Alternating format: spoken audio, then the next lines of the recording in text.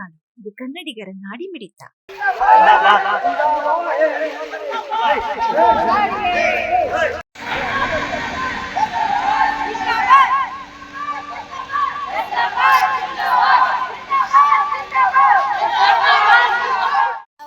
Junior ಕಾಲೇಜಿಂದ ಅಲ್ಲಿ ಓದ್ತಾ ಇದ್ದು ಫಸ್ಟ್ ಇಯರ್.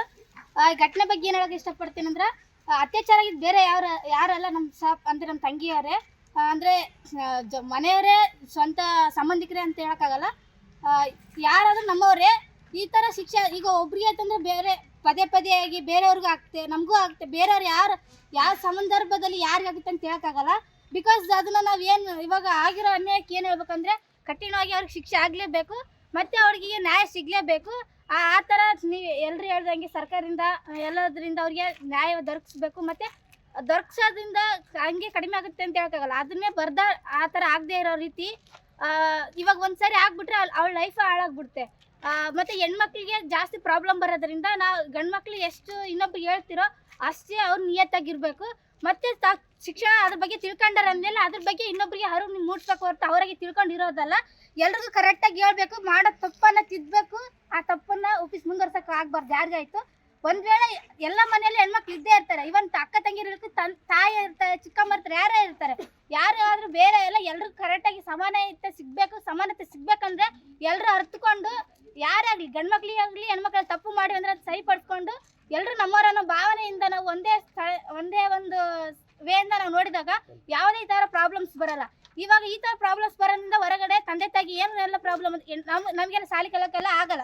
ಅದೊಂದು ಕಾಮ ಅನ್ನೋದು ಇರ್ತಲ್ಲ, ಅದು ಅತಿ ಹೆಚ್ಚಾಗಿ ಬಂದಾಗ ಈ ಥರ ಮಾಡ್ತಾರೆ ಅನ್ನೋದು ಕೇಳ್ಪಟ್ಟಿದ್ದು. ಬಟ್ ಅದನ್ನು ನಾವು ಎಷ್ಟು ಕಂಟ್ರೋಲಲ್ಲಿ ಇಟ್ಕೊತೀವೋ ಆ ಥರ ಮಾಡೇ ಇರೋದು ಅವ್ರ ಕೈಯಲ್ಲಿ ಆಗುತ್ತೆ ಅಂತೇಳಿ ನಾನು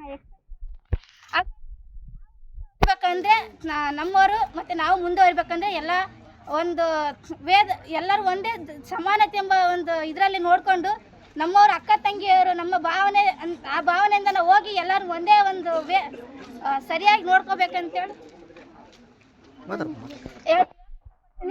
ಈಗ ಆ ಹುಡುಗಿಗೆ ಕರೆಕ್ಟಾಗಿ ನ್ಯಾಯ ಸಿಗಬೇಕು, ಅವ್ರ ಮನೆಯವ್ರಿಗೆ ನ್ಯಾಯ ಸಿಗಬೇಕು. ಮತ್ತು ನ್ಯಾಯ ಸಿಗ್ಬೇಕಂದ ತಕ್ಷಣ ಈಗ ಗೌರ್ಮೆಂಟ್ ನೌಕರಿ ಕೊಟ್ಟ ತಕ್ಷಣ ಅವ್ರಿಗೆ ಒಂದು ಪರಿಹಾರ ಆದ ತಕ್ಷಣ ಅದು ಯಾವುದು ಸಾಲ್ವ್ ಆಗಲ್ಲ. ಯಾಕಂದರೆ ಆಲ್ರೆಡಿ ಅವಳ ಲೈಫೇ ಒಂದು ಇದಕ್ಕೆ ಬಂದ್ಬಿಟ್ಟೈತಿ. ಹಂಗಾಗಿ ಆಗಬೇಕು, ಅವಳಿಗೆ ಕರೆಕ್ಟಾಗಿ ನ್ಯಾಯ ಸಿಗ್ಬೇಕಂದ್ರೆ ತಪ್ಪು ಮಾಡಿದ್ರೆ ಕಠಿಣವಾಗಿ ಶಿಕ್ಷೆ ಆಗಲೇಬೇಕು. ಆ ಶಿಕ್ಷೆಯಿಂದ ಬೇರೆ ಯಾವ ಗಂಡ್ಮಕ್ಳನ್ನ ಆ ಕಡೆ ಕೆಲಸಕ್ಕೆ ತಲೆ ಹಾಕ್ಬಾರ್ದು. ಆ ಥರ ಶಿಕ್ಷೆ ಅವ್ರಿಗೆ ಕೊಡಬೇಕು. ಹೆಣ್ಮಕ್ಳಿಗೆ ಅವ್ರ ಮನೆಯವ್ರಿಗೆ ಅವಳಿಗೆ ಕರೆಕ್ಟಾಗಿ ಒಂದು ನ್ಯಾಯ ದೊರಕಿಸಿ ಮತ್ತು ಅವಳಿಂದ ಇನ್ನೊಬ್ಬರಿಗೆ ಆಗುವಂಥ ಸಹಾಯವನ್ನು ಎಕ್ಸ್ಪೆಕ್ಟ್ ಮಾಡೋಕ್ಕೆ ಇಷ್ಟಪಡ್ತೀನಿ. ಅದೇ ಥರನೇ ಎಲ್ಲ ಹೆಣ್ಮಕ್ಳನ್ನು ನಮ್ಮ ಜವಾಬ್ದಾರಿ ನಾವು ಎಷ್ಟೇ ಇದ್ರೂ ಈ ಥರ ಎಷ್ಟೇ ಸಮಸ್ಯೆಗಳು ಬಂದರೆ ಎದುರಿಸ್ತೀವಿ. ಬಟ್ ಕೈ ಮೀರಿ ಈ ಥರ ಮಾಡಿದಾಗ ಏನು ಮಾಡೋಕ್ಕಾಗಲ್ಲ. ತಂದೆ ತಾಯಿಗಳು ಎಷ್ಟೇ ಜವಾಬ್ದಾರಿಯಿಂದ ನೋಡ್ಕೊಂಡ್ರೆ ಈ ಥರ ಸಮಸ್ಯೆ ಆಗಿ ಎಲ್ಲರಿಗೂ ಹೆಣ್ಮಕ್ಳಿಗೆ ಒಬ್ಬರಿಗೆ ಆಗೋ ಸಮಸ್ಯೆ ಎಲ್ರಿಗೂ ಸಮಸ್ಯೆ ಆಗುತ್ತೆ. ಅದೇ ಗಂಡು ಮಕ್ಳು ಅರ್ಥ ಮಾಡ್ಕೋಬೇಕು, ನಾವು ಯಾವ ಥರ ಸೇವ್ ಮಾಡ್ಬೇಕು ಎಲ್ಲರನ್ನ ಅನ್ನೋದು. ಎಲ್ಲರೂ ಜಾಸ್ತಿ ಫೋರ್ಸಲ್ಲಿ ಇವಾಗ ಇಲ್ಲೇ ಎಲ್ಲ ಸರ್ಸ್ ಎಲ್ಲರೂ ಈಗ ಯಾರು ಗರ್ಲ್ಸೇ ಇಲ್ಲ. ನಮಗೆಲ್ಲ ಹೇಳ್ತಾ ಇದ್ರಿ ಹೋರಾಟ ಬಗ್ಗೆ ಈ ಥರ ಆಗೈತೆ ಅಂತ. ಬಟ್ ಯಾವ ಗರ್ಲ್ಸ್ ಟೀಚರ್ಸೇ ಇಲ್ಲ, ಗೆಸ್ಟ್ ಟೀಚರ್ಸ್ ಇಲ್ಲ. ಎಲ್ಲ ಪೊಲೀಸ್ ಸರ್ ಆಯಿತು ಮತ್ತು ಸರ್ ಆಯಿತು, ಎಲ್ಲರೂ ಬಂದಿದ್ದೀರಾ, ಹೇಳ್ತಾ ಇದ್ದೀರಾ.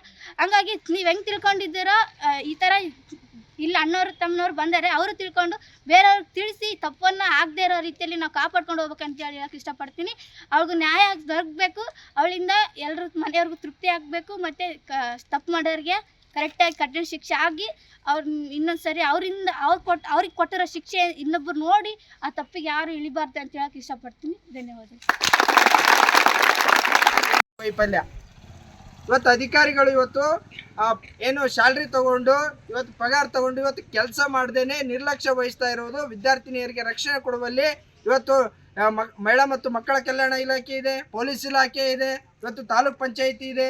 ಇವರೆಲ್ಲ ಏನು ಕೆಲಸ ಮಾಡ್ತಾ ಇದ್ದಾರೆ? ಇವತ್ತು ರಕ್ಷಣೆ ಮಾಡ್ತೀವಿ ಅಂತೇಳಿ ಇವತ್ತು ಅವ್ರಿಗೆ ಸ್ಯಾಲ್ರಿ ಕೊಡ್ತಾ ಇದೀವಿ ಅಲ್ವಾ? ಇವತ್ತು ನಮ್ಮ ಅಪ್ಪ ಅಮ್ಮ ಕಟ್ಟಿದಂಥ ಟ್ಯಾಕ್ಸಲ್ಲಿ ದುಡ್ಡಿನಲ್ಲಿ ಇವತ್ತು ಅವ್ರಿಗೆ ಸ್ಯಾಲ್ರಿ ಕೊಡ್ತಾ ಇದ್ದೀವಿ, ಹೌದಾ?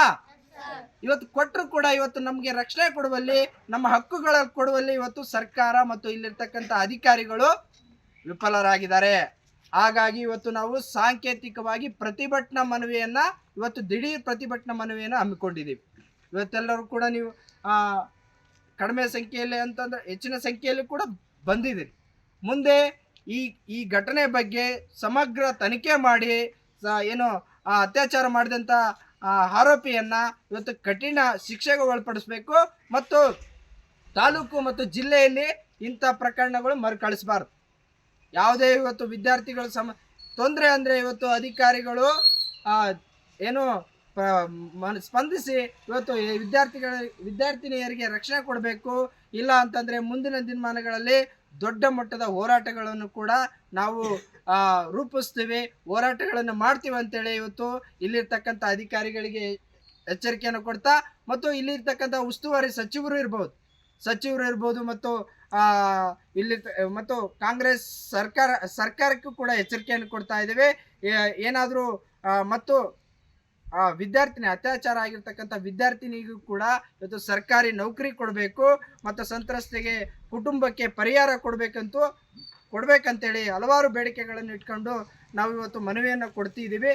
ಬಂದಿರತಕ್ಕಂಥ ಎಲ್ಲರಿಗೂ ಕೂಡ ಧನ್ಯವಾದಗಳನ್ನು ಸಲ್ಲಿಸಿ ನನ್ನ ಮಾತನ್ನು ಮುಗಿಸ್ತೀನಿ. ಸಬ್ಸ್ಕ್ರೈಬ್ ಮಾಡಿಕೊಳ್ಳಲು ಕೂಡಲೇ ಪಕ್ಕದಲ್ಲಿ ಕಾಣುವ ಬೆಲ್ ಐಕಾನ್ ಕ್ಲಿಕ್ ಮಾಡಿ ನೋಟಿಫಿಕೇಶನ್ ಪಡೆಯಿರಿ.